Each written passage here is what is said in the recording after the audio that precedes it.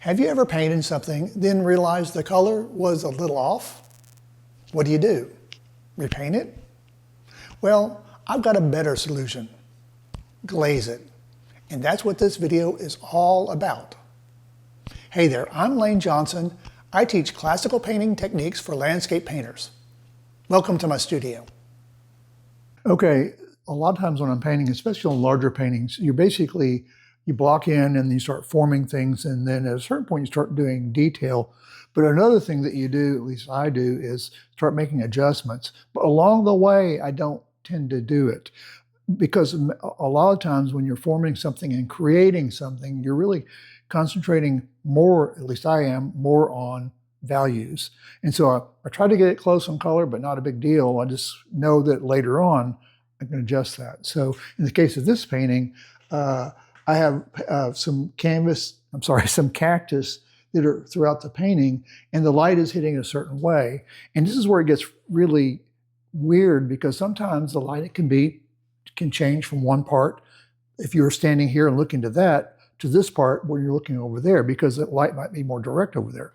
But I'm trying to create a cohesive painting. So at this point in the process, I'm going to, before I start detailing these cactus, I need to adjust the color a little bit. So what I'm trying to do, and I haven't done it yet, so I think it'll work, is I want to warm up some of these here in part of them, like towards the top of them, and then these over here, I'll probably cool down towards the bottom of them and fade up. So there's partial value and partial color. So the question is, how I'm going to do that? It's almost always going to be with the glaze.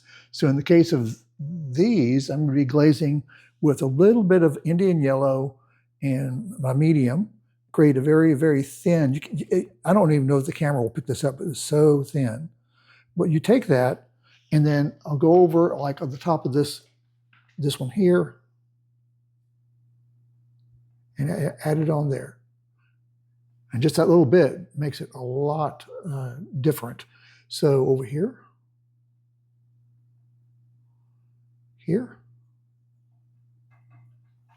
got some more of the glaze.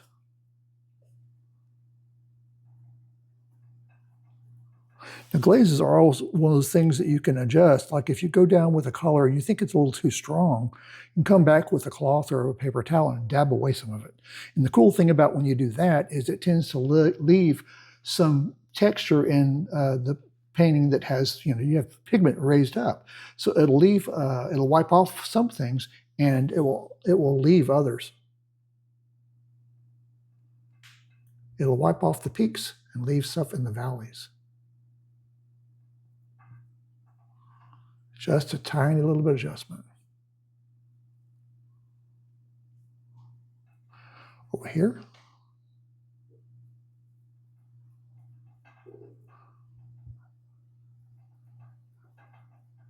And as it goes down, it's going to go to the cool.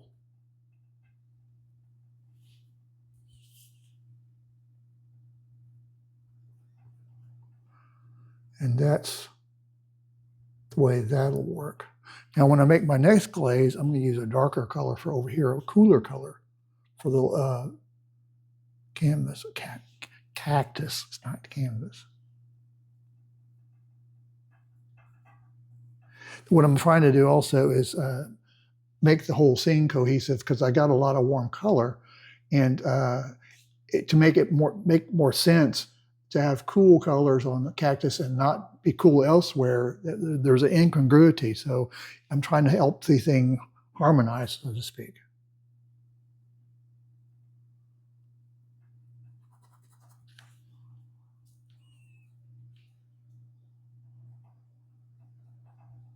Once these glazers are in place, even when they're wet still, I can go ahead and do the pattern of needles on these. And again, give just enough detail that it needs. Don't go crazy on detail, because a lot of this looks like people will say it's so detailed. It's really just the impression of detail using texture brushes. Once I get these in place, I'm going to do the last part of it, which will be grasses, because the grasses are going to be inside of the cactus. They grow like crazy around the cactus, but you do have to do things in order. So this first, then the needles patterns, and then the needle pins, and then lastly the grasses that will overlap the top of it.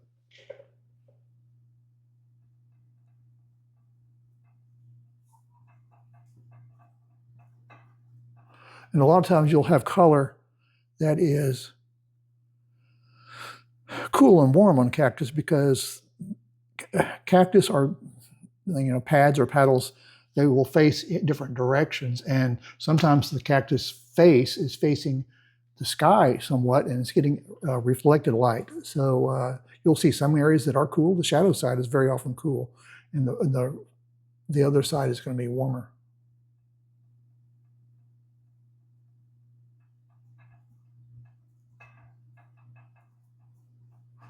And even back here. As the cactus goes back, I want it to recede a little bit. So I'm just going to barely hit these.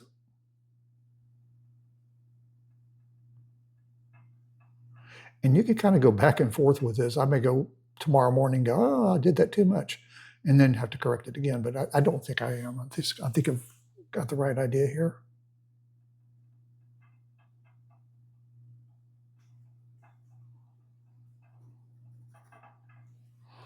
A little bit more on that.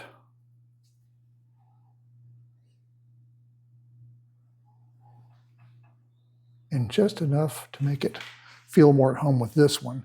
Now, this one's going to feel more at home with these. This one's going to feel more at home with these once I get some of the cooler colors on the bottom part of this. And of course, once you get all the pins and needles put in and then overlapping grasses, it'll all come together, we hope. That's part of the fun part of painting, This is great. Here we go.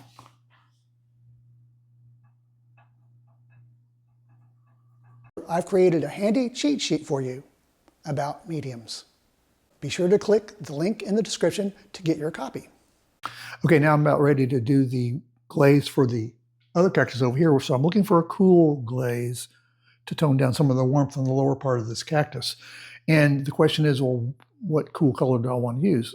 And you could use a Payne's gray, I think, or maybe some form of indigo, like a Prussian blue or something like that. But those would lean towards the greenish. And if I'm trying to kill some of the color that's there, I'm not leaning towards, instead of a blue, maybe more of a purple, because the purple is going to be the complement to the yellow, and it'll knock down some of the saturation, the color saturation. So I will. This is one of my favorite purple colors. This is a Georgian. It's called violet gray, but it's a beautiful color. So I'll put a little bit of that out.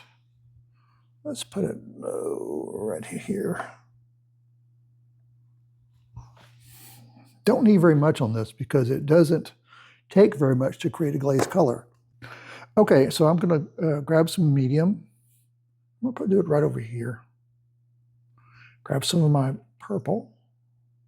This is a very strong purple, so I got to make sure I don't go overboard with that.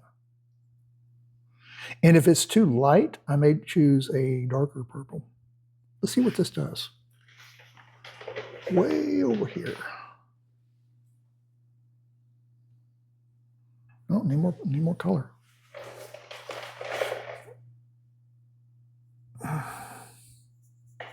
This might be the case that you'd apply it a little bit a thicker glaze and dab away some of the color.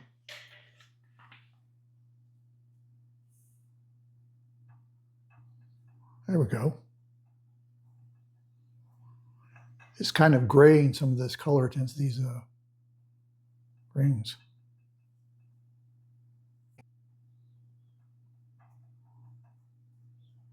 Yeah, that's kind of killing the color intensity of some of these greens, especially the warm ones. It's all about glazing. Glazing is subtle. So if you want to adjust something and not repaint it, adjust it. And like I said, this is one of those things I don't do till the very end of a painting. There's more to do on this painting by a lot, but because there's the steps to do to create these cactus, this is the time to do it for this particular setup. I want to keep some of this warmness, so I want to make sure that I don't lose it. It means I'd have to fix it again. This bit right here. That's so subtle. I don't even know if the camera can pick this up. Now I'm going to sit back. I think I'm going to do a little bit more right on this bright one. So I'm going to glaze this one right here. So this is not only adjusting the color, it's adjusting the value a little bit, so it's not popping out so hard. This is the kind of lighting you'll see sometimes as it gets towards the end of a day. You'll get a lot of cast shadows. You know, as you can see, the things are casting long shadows. So it allows you to create drama. Okay. Just a few other places. I think overall, that's a lot better. Let me grab a little more purple.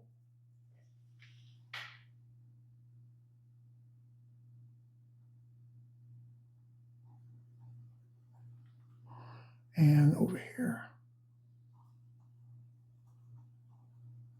Now, if you glaze sometimes and you get over into your darker areas, these are, this is not a completely transparent glaze. It's got a little bit more pigment than that first yellow one did. You can just come back and define the edges again. And especially if it needs to be done, do it at that stage before you have to start doing needles and things like that. The needles are going to be sticking out from the edges of the cactus. And as you go further back with your cactus, you're not going to be able to see needles, so you just let them be impressionistic.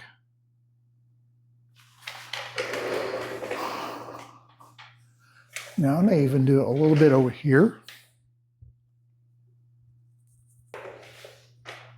So I can already see this is working. So I have to choose where I want to, in this case, want to cool down some more things, I can come back in and that's too much.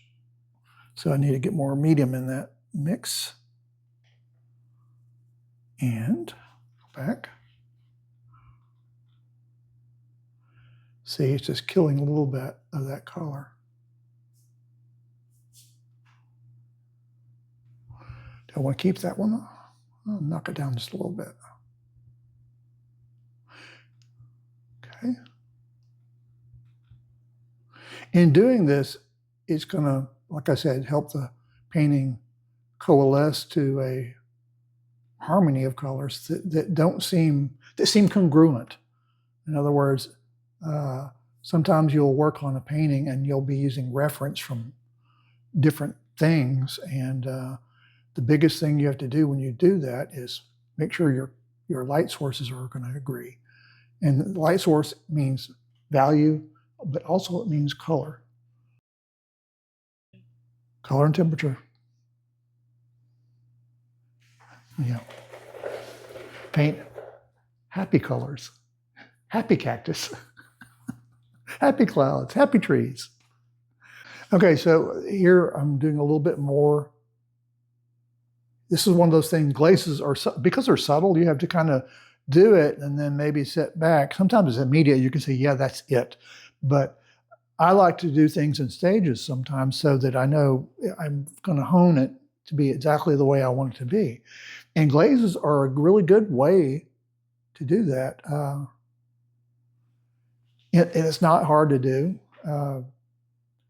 It's a way to, adjust your values, your colors, textures. There's a lot of things that a glaze can do. And sometimes in a painting, you don't have to glaze at all. But I think it's a really, really good way to, like I said, bring the painting to a nice conclusion that is very nuanced, is the right word, because, as you go to shadows, you get cooler. As you get to the tops of things where there's a lot of highlights, a lot of direct sunlight, it's going to get warmer. So, and here in Texas, when it's warm, it's warm. But glazes are a good way to, like I said, bring the painting together towards the end. And there you go.